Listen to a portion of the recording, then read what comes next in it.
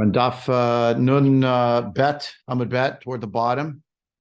The section that we're up to in the Gemara, in case it wasn't apparent, seems to mostly be a lot of different pieces of Agadata. Agadata is a crucial part of our tradition. It's true that halacha gives us practical elements about what to do, how to serve Hashem, but the Agadata also tells us about how to serve Hashem, just doing it in a different way. And we shouldn't despair of it, even though sometimes for some of us, when we learn some of the things, just kind of shrug our shoulders like, okay, now we know. And like, we're not really sure what the level of depth is in what we're reading, but I would submit 99.99 times out of 100, that's our failure. Actually, whatever made it into Shas and we have an Agadata may be impenetrable to us. So we're entitled to shake our whole shoulders so we don't understand what's going on, but not to disparage or to discount the fact that the greats of Klal Yisrael decided that it belonged in Shas, and that's not to say that sometimes we can't decode it. There's medical information in Shas, again, medical suggestions that come up in Shas, different things, the remedies, home remedies, folk remedies, whatever you want to call them. So you already have the Gaonim already writing. We don't accept that as a practical matter, and the Gaonim are writing this right after Shas is finished, right? It's not meant to be taken that we should take exactly what they're telling us to do. We should do, good bloodletting or some such thing, whatever they're talking about. Eat this herb, do that. But the point is that you have to go with the medicine you have at your time and understand what it is. And in that spirit, we'll learn some of the stories tonight. It won't be medical per se, but there's certain things here, like, I don't know, I guess it gives us a picture into what's happening. Nun bet amud bet. The first word on the line is nisiche. It's about 2, 4, 6, 8, 10 lines up from the bottom, 10 or so. Nisiche, first word on the line, again, 52b. The last word on the line is arba sulamot. We had learned previously that there are 4 ladders. Each ladder has on the top of it a menorah, and each menorah has on top of it 4 menorot. So on the top of each pole, it means there's 4 candelabras. Each one of those has to be filled. Each one of those has to be tended to, etc., etc. I'm digressing here while I'm talking to you because I just realized I never shared with myself the picture that we're going to need of the Makor that we're going to need a little later this evening if all goes well. So, okay. I think it's done now. Good. I got it. Okay. So we're going to need it to see something in the Tosh base. Otherwise, we should just get that far. Let's hope for the best. Okay, so the Gemara says as follows: Tana, Gova shel menorah 50 amma, 50 amot high. V'arba yeladim shel pirchei kehuna, v'yedem kadesh shemen shel mea v'esrim log. We learned this previously in the Mishnah. 4 kids. They weren't literally children. It means they were young, and they were the pirchei kehuna, means they were under the age we could serve at Kohen, which, as we just learned, we see you gotta be 30 to start working. So pirchei kehuna is anybody who's under the age of 30. It's 120 log that they're carrying up, jugs of oil. Log, there's 120 log. So lekulhu odil, is each one carrying 120 log, or that's the total? Each one of them. Like, what does it mean? The total is 120 log divided by 4 people, right? So 30 apiece. Or are they each holding 120? Tashma avidem kare shemen shel shloshim log shehem kula me'eh ve'esrim log. So Braita clarifies it's 30 log apiece. Tana v'hein mishubach and hayu yoter mibna shel Marta bat Baitos. These were more praiseworthy, meaning they were stronger. Mishubachin Rasharetz, Mishubachin Bikocham. They were stronger, more so than the son of Marta bar Baitos, who was considered a very important dignitary in Yerushalayim before the Churban Beit HaMikdash. There are a number of stories about her. Finally, a tragic one, in fact, at the time of the Churban, but her son was known to be very strong.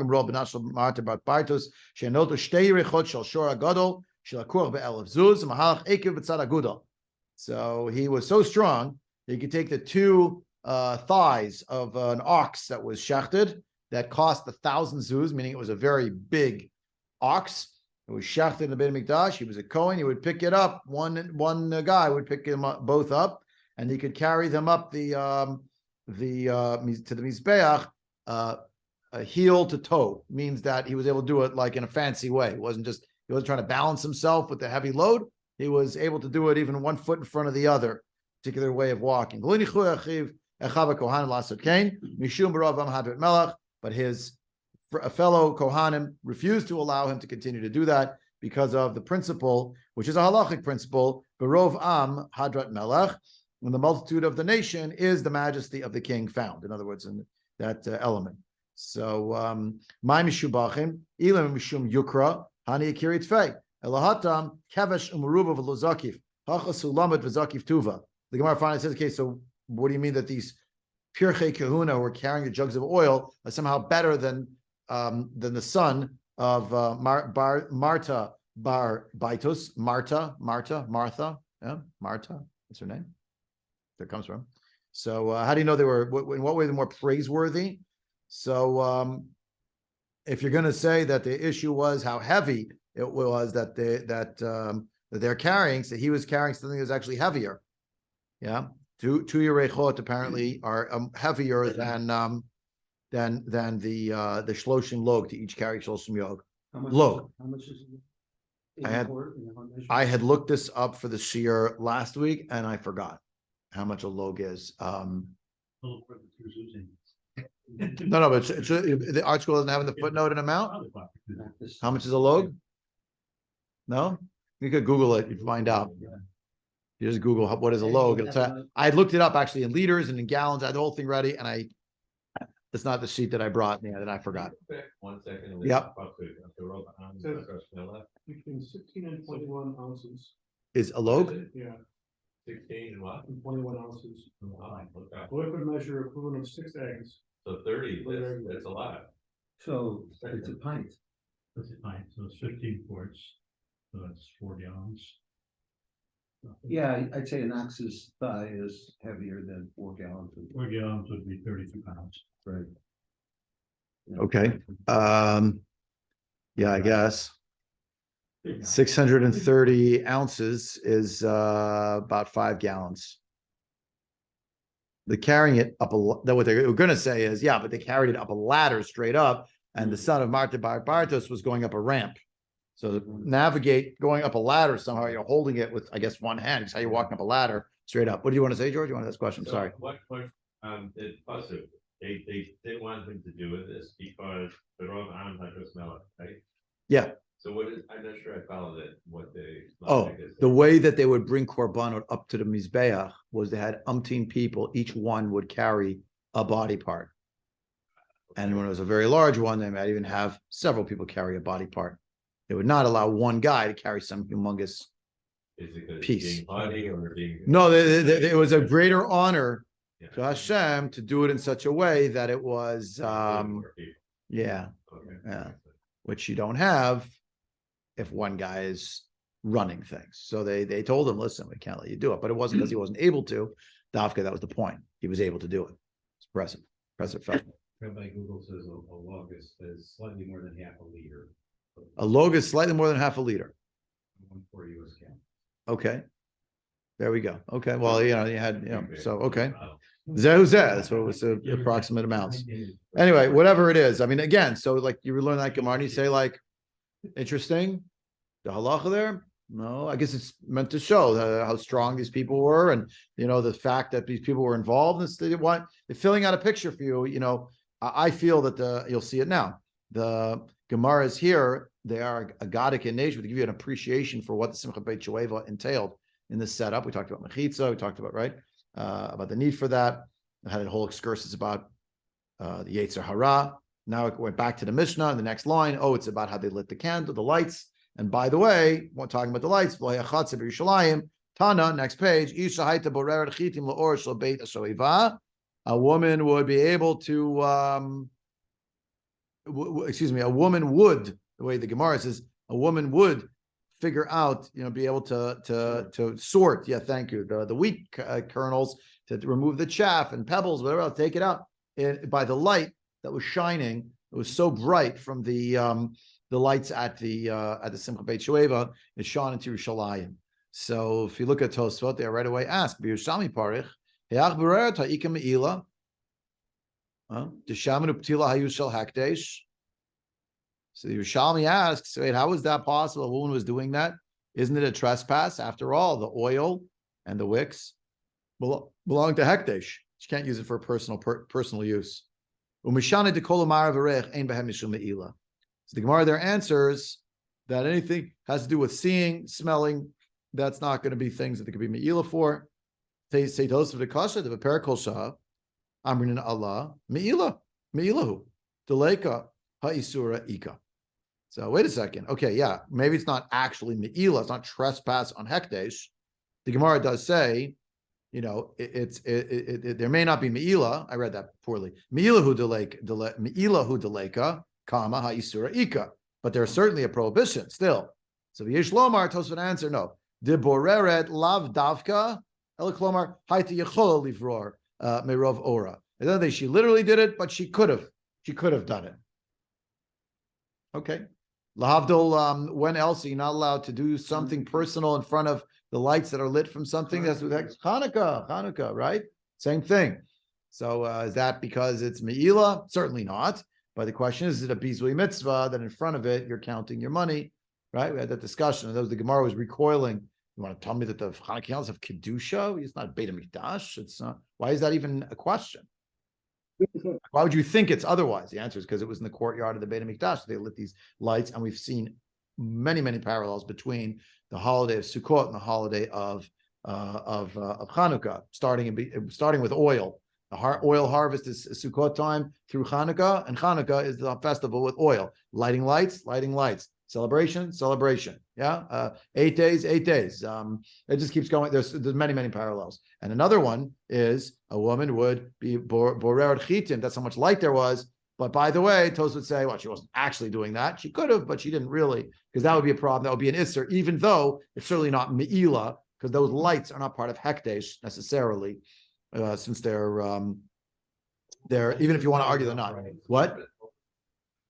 Dancing. They're dancing by the lights in the Beit HaMikdash. There's a lady in her house. So you can see. Yeah. So you see what's going on in the. They were doing. Yeah, they're dancing. They're doing also the hundreds of thousands of people there. But the people in Yerushalayim, right, from the Temple Mount to the old city, so they could get the light. It was shining. So much light there was. Larry has a hand up. Go ahead, please, Larry. This during Simchat Beit HaShoeva? Yeah, the Mishnah. That would be on Yom Tov. Nope, Motzei Yom Tov. Oh. Chol Hamoed Sukkot. Remember, we said it's not going to be on the first night on Yom Tov proper. It's going to be on Chol Hamoed and onward. Not on Shabbos, not on Yom Tov.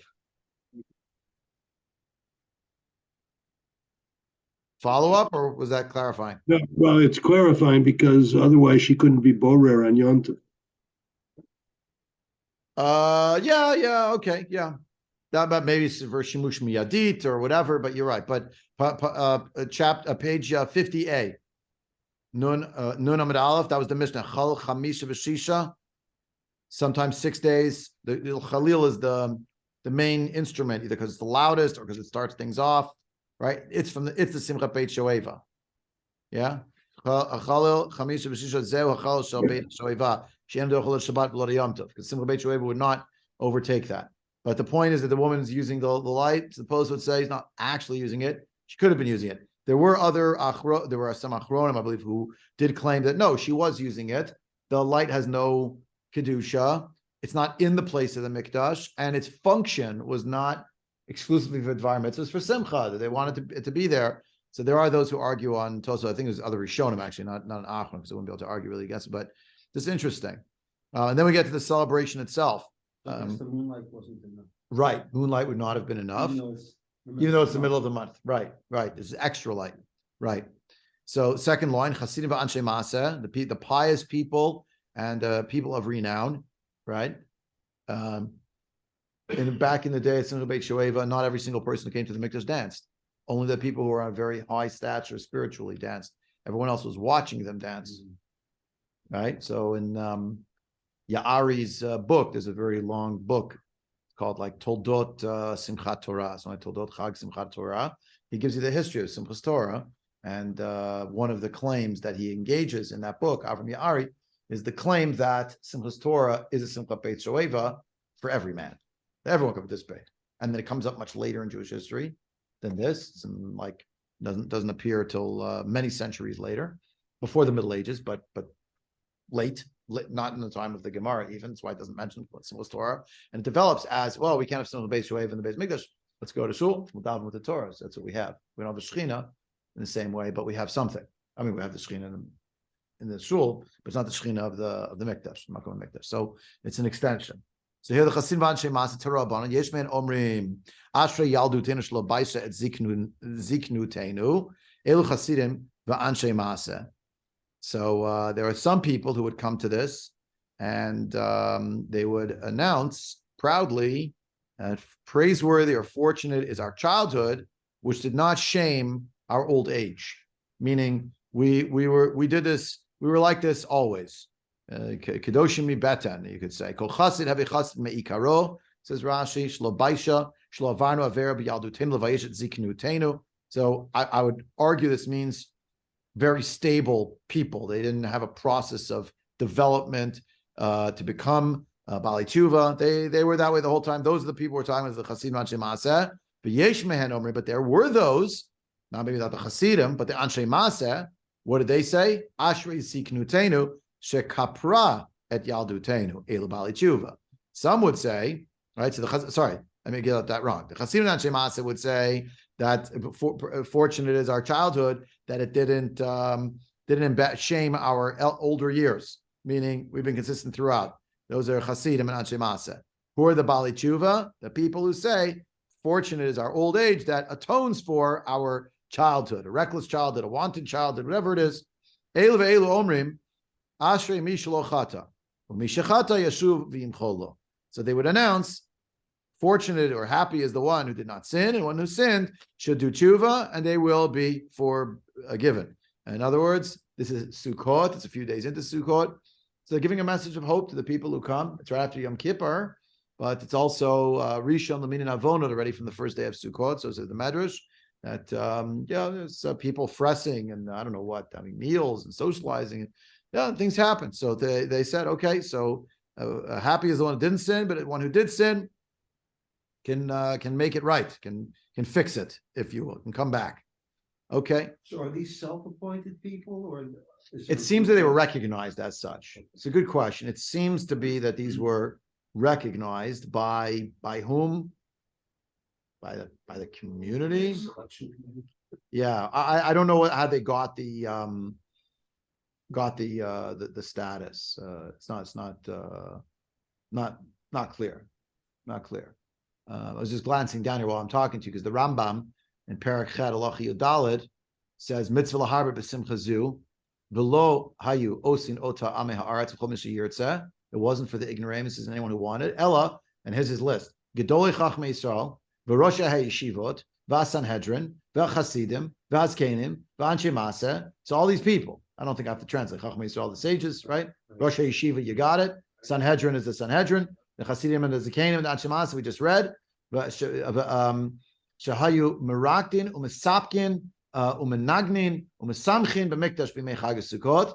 They were dancing and clapping and making songs happen and being joyous in the Mikdash on the days of the holiday of Sukkot. Aval, Kol Ha'am, the rest of the nation, Ha'anashim v'Hanashim, Kulan Bayim, Lirot Lishma, everyone else would come, and they would rejoice by watching and by listening.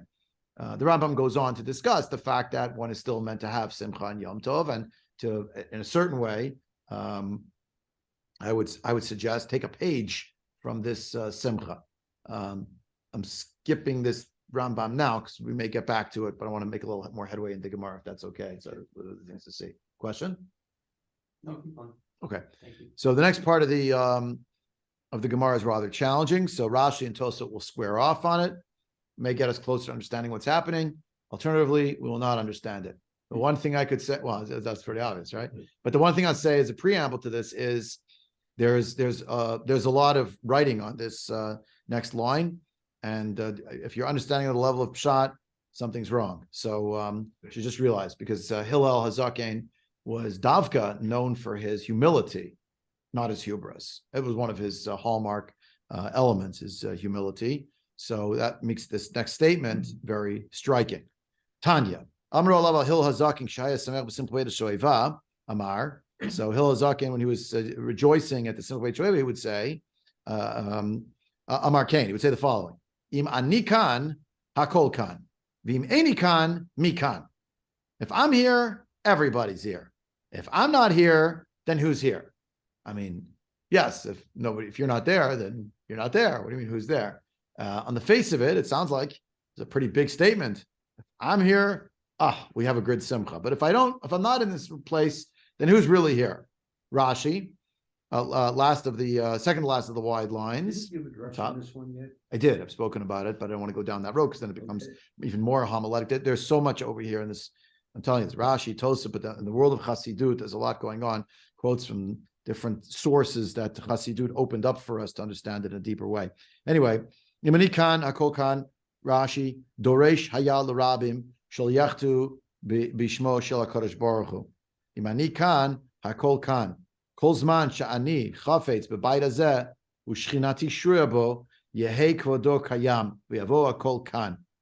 So he was actually giving a drasha to everyone that they should not sin. But Hillel Zaken did so, if you will, by taking on the name of Hashem. He spoke, you could say, in the voice of Hashem, as if God was saying to the people, if I, meaning Hashem, am here, then everything is here. Hakol Kan. As long as I desire this house should exist, and that my presence should dwell within it, then its honor, the honor of this house, meaning the Beit HaMikdash, will remain extant, and everyone will come to this place. So Iman Nikan, meaning Hillel Zaken said, this is what Hashem is saying right now as we're celebrating. If I, Hashem, am here, then everything is here. Everyone and everything, and my Shechina is here, and this house stands. V'im techetu v'asalek shchinati mi avokan. But if you sin, and I, God, am not here, then who will come here? So again, it's cryptic. That's what Rashi writes and explains. And you could say, on a certain level, this is what's the word? Only Hillel Zaken could pull it off because he's on a very high level. Hillel Zaken descends from Ezra HaSofer. Ezra HaSofer, he's 10 generations out from Ezra HaSofer. Chazal variously describe Ezra HaSofer. Possibly, one opinion is that he's Malachi, the last of the Nevi'im. So Hillel Zaken, nobody thinks was a Navi, but the idea that the level of Ruach HaKodesh, or potential for Ruach HaKodesh, was so high, Simchat Beit HaSho'eva, we learned previously, Shemisham Sho'avin Ruach HaKodesh, perhaps Rashi means to say that he just took on the voice of God to sort of, here's what Hashem's thinking now, but it was reduced to a very terse formulation. Alternatively, Rashi does not suggest that it's Ruach HaKodesh, but could we surmise that Hillel Hazaken had some kind of Ruach HaKodesh? Maybe. Alternatively, we saw previously a somewhat a beautiful but potentially dangerous idea, where we talked about the idea that on Sukkot, more than other Yomim Tovim, our identification of a Kadosh Baruch Hu as being close to us is very much a theme. We build a structure outside of our homes, and we say that it's right, and we're meeting Hashem in the Sukkah, and the Shekhinah Shor on top, and all the comparisons to Mishkan and Aron Kodesh and Kaporet, etc. Then we take the Daled Minim, and we're saying Hashem is here, Hashem is there, all directions. But at another level, we're taking elements of nature and we're holding them up. And I mentioned to you that in the Medrash, one of the drashas is that each of these elements we're referring to, I'll say it gently, to the sparks of godliness that are in each of these objects. We're not going to Chalila go down the road of pantheism, Chalila v'chas, but we are saying that since Hashem made everything, we're associating everywhere we look, we see Hashem. Yeah. Taken to an extreme, that becomes idolatrous. That's an avodah zarah. So the two polarities, right? One is total transcendence. Kadosh Baruch Hu is so separated from the world. That's called deism. So there is a God, but he's nothing to do with humanity. That's an avodah zarah. Well, we call it like atheism. And the other side is total immanence and identification to the point where we use language, not we, you, and me, but someone steps over the line and falls off the precipice into an avodah zarah in another direction. Yeah. So both of those are too far afield. At a time when everybody's so close to Hashem, etc., could it be that Hillel HaZaken, so to speak, said, here's what Hashem is saying right now? Yeah, it's possible. And again, it's something he's impersonating God. No one thought he was a Navi or something. He didn't think he was a Navi. No Ruach HaKodesh. The point is identification is so close. Im ani kan means the part of me that is the nitzotz of Hashem that exists in my neshama, not a physical way, Chalila, but in the spiritual sense, it's ani kan a kol kan. But if ani is not here, then nothing is here. And why do you say ani? Why do you say Hashem? Im Hashem kan. Why is it in the first person? Again, the notion of that identification of self with Hashem to such an extent. Yeah. So Ed.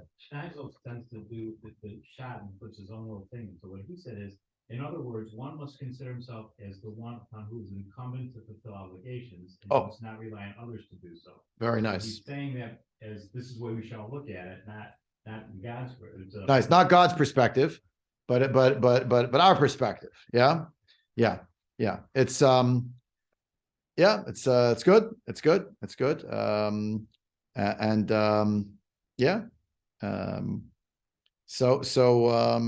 If you look at Tosfot, Im Ani Kan, there's a Tosfot. Sorry, let me repeat what Eddie said. I'm sorry. He read from the Steinsaltz Gemara. It's fair.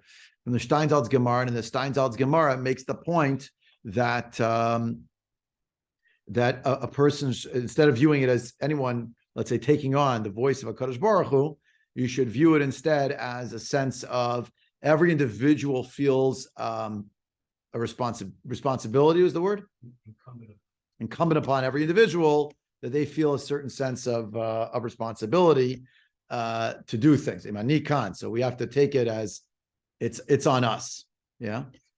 Which is a beautiful idea. And then come the Bali Tosfot. What do the Bali Tosfot say? They say, Pirish Bakunch Hillel Omer Bishmol Shel HaKadosh Baruch Hu. It was in the name of God that he spoke. Avi Yerushalmi Mashma Shayomer Al Atzmo. The Yerushalmi makes it sound like, no, he was actually just talking about himself. If I am here. The Parach, V'kilusav Hutzarich, Klamar V'chi Haya Tzarech L'Shavcho. I mean, and then the Gemara there asks, like, he needed to praise himself? Did he really need that? V'achtiv Elaf Alfin Yeshamshune. Right. In other words, that he was reflecting his humility. The Yerushalmi says he meant this with regard to the Jewish people. He really felt that the praise of the Jewish people was above all. Shenemar uneim zmirot Yisrael, as the pasuk says, the sweet singer of Israel. Uchtiv v'atakadosh yoshev tilot Yisrael. And you, the Holy One, you're sitting waiting, as it were, for the praises from the Jewish people, right? In other words, with regard to Jewish people, ani kan, not me personally, ani meaning the Jewish people. If we're here, then everything is here. Not that he's speaking in the name of Hashem to the people, but he's speaking in the name of the people, united as one to Hashem. If I am here, everything is here. But if I am not here, I, the Jew, Hillel HaZaken, by the way, was the head of the Jewish people in a certain way at the time, the head of the Sanhedrin Agadol. So then who would be here? Miu, Hatik Amar Imata Tavo Beiti Ani Avo Beitecha Lo Evshel B'Shchina. The Hadarish lay Midichtiv Chol Makom Shir Azkir Et Shmi Avo Elech V'Raticha. I goofed because I didn't learn enough of the Gemara with you. Because what Tosfot would say next is, well, if you look at the next line though, that's very hard to explain as Hillel HaZaken speaking about himself. So if you keep going, go back to the Gemara. Why don't they make a hekesh between this phrase and iminani mili? I mean, he says ani over there. So yeah, good point. Couldn't he just, whatever you interpret that as this ani as well? Maybe that's along the lines of what Eddie's saying. In ani li, about responsibility. Im ani kan, akol kan. The Steindels make a reference there to Pirkei Avot, maybe? You heard it first then. The first parish of Rabbeinu Rani Mazliansky. Here it is. You heard it. It's either on Pirkei Avos or on Sukka. No, really, it's great. I think, so he has another statement like that.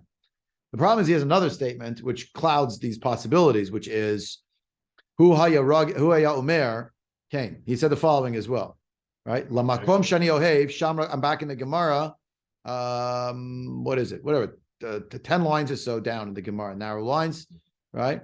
The first word on that line was kan. Go along the line there, right? Hu haya omer, kain. A makom. Here's how I would say the following: Lamakom shani ohev shamra glaim olichototi. The place where I love to go, that's where my legs will carry me. And then he said, im, and according to Haggadah Bach, it's im ata tavo el beiti, ani avo el beitecha. If you come to my house, I'll come to your house. Im ata lo tavo el beiti, but if you don't come to my house, ani lo avo el beitecha, I will not come to your house. Shenamar, as the pasuk says, b'chol makom asher azkir et shmi, any place where I will cause my name to be spoken, avoy elecha uverachticha, I will come to you and I will bless you. So Tosfot on this say, wait a second, that one for sure cannot be about the Jewish people. It's that the Jewish people said to God, Hashem, you better come. If you come to my house, Hashem, then I'll go to your house. What are we showing up God? No, it has to be the other way, right? That if you he would say that he knows that Hashem is saying to us, if you come to my house, I'll come to your house. And if you don't come to my house, I won't come to your house. Because the pasuk says, any place where my name is mentioned, azkir et shmi, but it really means, well, we're going to mention it. I'll come to your house and I'll bless you. I'll come to you and I'll bless you. So Tosa point out, yeah, but that second statement here doesn't work. If in the first statement, im anikan was ani the Jewish people, and you is Hashem, that's lovely. But in the next one, you cannot, right? The you has to be Hashem talking to us. We're not telling God what to do. Well, So- there are some people who are arrogant enough to say, unless you help me, Yeah. I'm not going to do the mitzvahs. Yeah, it'd be problematic though. No, it's a way to Yeah. talk. So and if you look at if you look at it that way, that'd be pretty arrogant, but could be. But that also doesn't match the pasuk. Is the point, right? And when you look at that's what Tosfot say. Tosfot say, right? Umiu, nevertheless, hadika amar imata tavo el beiti ani avo el beitecha lo afshar el b'shchina. Dahat darish le midichtiv b'chol hamakom asher azkir et shmi avo elecha v'rachticha. So it can't be that pasuk doesn't mean if we'll go to God, if Hashem will come to us, we'll give God a blessing. Avo elecha v'rachticha. Hashem's the speaker. It's in Parsha Yitro at the end of the Parsha. Could Yeah. maybe say that it's a partnership, like a brief. It is, but Yeah. who's the king and who's the subject? So we're ordering God. Right? Okay, but the first statement, Tosa wanted to argue maybe. So Tosa basically seemed to be saying, yeah, okay, so the first statement is Hillel Hazaken representing the Jewish people. Imani Khan, Ribbon Shalom. If I'm here, meaning I, the Jewish people. I love what Ronnie said. He was like, Imani Ali, he didn't mean literally himself. He meant the Ani. Imani Khan, a Kol Khan. So if I'm here, everybody says, me personally, me as the representative of the Jewish people, but all the Jewish people here, as Ribbon Shalom. If we're here, then everything's here. But if we didn't come, then what would be here? What would this be about? And then, but the second statement has to be Hashem saying to the Jewish people, if you come to my house, I'll come to your house. Because the pasuk, that's what the pasuk says. Doesn't use the word house, but just as the places, right? Would the Gemara have brought this, is just my insight, is that when we started with the Tana Rabbanan, right? I would have walked away from that thinking that if I wasn't a Chassid or an Anshe Masa or Masa something, and so on and so forth, I'm kind of sitting in the balcony looking down, watching it. watching. Yeah. And these statements from Hillel are communal Yeah, drawings. yeah, that's a good point. And so that's why I'm leaning more towards Huh. a communal drawing as opposed to the other interpretations, because otherwise, why would the Gemara bring it here? It seems to me you needed something to bridge from, hey, okay, I'm sitting on the balcony watching a bunch of Hasidim dance, and I'm not good enough. So or I'm Hillel's sinner. making the statement, we're here, the Yeah, Jewish I- people, we make it happen. I don't know where these. That's statements very are nice. made, But the Gemara bringing them. Very here nice. Leads me to think. Yeah, down that's the that line. connector of the people who are the spectators, the people who are doing Right, things. that's- I love it. 2 Sifrei Chiddush started in one night. This is awesome. It's No, amazing. Ronnie's was good. Ronnie starts. I think it was amazing. This is great. Let's keep going. Afu, last word on the narrow lines. Afu ha'ura gul golat. Achat shetzaf al pnei hamayim is actually in Pirkei Avot. He saw a skull that was floating down a river in water or something. Amarla al de ataft atfuch umitapayich yitufun. So you drowned someone, you were drowned, and the one who drowned you will also be drowned. Is also going to be punished. A very cryptic statement. Also, like, I don't know, the person died. Maybe there are a million different ways they died. It has to be that's because it's something they did wrong. So it's hard to understand exactly what Hillel Zaken means. But on the face of it, that seems to be what he's saying. Isn't that one easier? I mean, that one to me is like every time a Jew sins, it's all of us. Oh, Every time a Jew dies. Yeah, I it's all of guess. us. But if so, but you drowned someone else. That's why you were drowned. It's like- Rabbi already says that it was a known murderer. Okay. okay. So that- How he identified a skull of a known murderer is another question. But okay, he's Hillel Zaken. Or- He knows stuff. He said that was Rashi. Yeah. Well, I mean, yeah, it says Shetzafa al pnei hamayim shechatchu et rosh v'tilu l'mayim v'ikirbo shrotzech upagabo achshav listim kiyotze bo. He reckoned because it wasn't just a skull; it was a human head. Right. The head was cut off, and it was cut off and it was floating. That's what it says. Shechatchu et rosh v'tilu l'mayim v'ikirbo shrotzech. He saw that it was a murderer, and now there were other listim, whatever it is, thieves who had reached him, something like that. Which is really interesting because they didn't have pictures in those days. So it Right. might be somebody that he was familiar with. Right, but don't forget he's the head of the Sanhedrin Gadol, so capital crimes Right.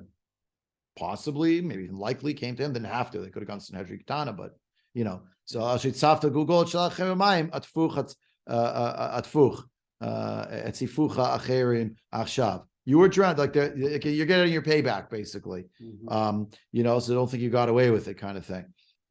And don't worry, the heads of the people who killed you, they'll also have the opportunity to also have the same fate come to them. Samar Rabbi Yochanan Ragloi de Bar Inish Inon Aravin Bey La'at de Mitboy Taman Uvilin Yate. So Rabbi Yochanan says the legs of a person are some kind of a guarantor, that they will take a person to the place where they need to be. Rashi la'ated de mitboi l'makom shenigzer lamut bo imisham hu mitbakesh litol nishmato. The person will be led to the place where they're supposed to die, and that's it. They'll find a way there. Taman movilin yate lisham raglav molichototo. Again, what to make of that? I don't know. I'm not personally sure. Like, okay, I don't know. So whenever someone dies, they were supposed to die in that place.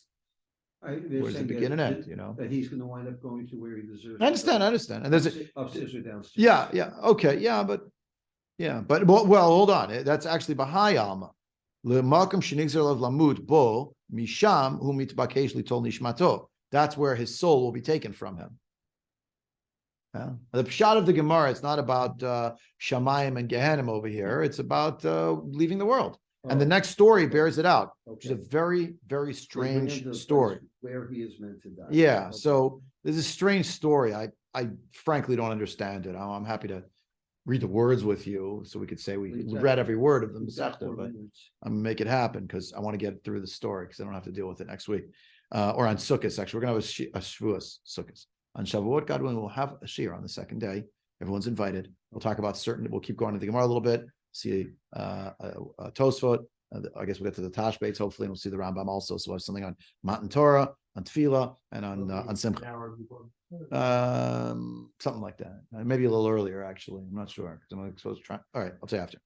Hano Trey Kushai, the Habukaime Kame Shlomo, Elichorev Vachia Bnei Shesha Sofrim de Shlomo. So the people who were scribes, they have these 2 men who seem to be the sons of these scribes, or these are the scribes actually, Elichorev and Achia. So they're Kushim, which either means they're dark-skinned, it means they're very handsome, or whatever it is. And that's who they were. Yom Echad Chazi L'Malach Hamavet D'Havaka Atziv. Shlomo Melech sees that the angel of death is very sad. Amar Le, Amaya Tziva, why are you so upset? Amar Le, the Kabal Minoi Hane Tarte Kushai Diatve Hacha. So these 2 who are here, I have to come take them to the other world, and I'm not able to because they're in front of you, Shlomo. So you got to help me out. Do a favor for a poor Malach Hamavet. Again, you want to take the story literally, be my guest. I can't take it literally. It's just not composed that way. And I don't understand it, your level of ideas. So what happened? So Masrinu l'Seirim, Shadrinu l'Machoz of the Lows. So he gave him into the hands of the Seirim, means basically, Rashi writes, the Shadim that he was in charge of. The Shadim that he was in charge of. Shlomo HaMelech ruled over the Elyonim and the Tachtonim. He was not greater than Hashem, but he sat on the Kisei Hashem. So he was in charge of Shadim. Again, another discussion another time, but that's what it says. They went to the city of Luz. Kimat l'mechuz Luz, shechivu. When they got to Luz, they died, but you're not supposed to die in Luz because there's a Masorah that Luz, nobody ever dies in Luz. It's a death-free zone. He saw the angel of death was very happy the next day. Shlomo asked him, oh, exactly where they had to be? You put them there. Thanks so much.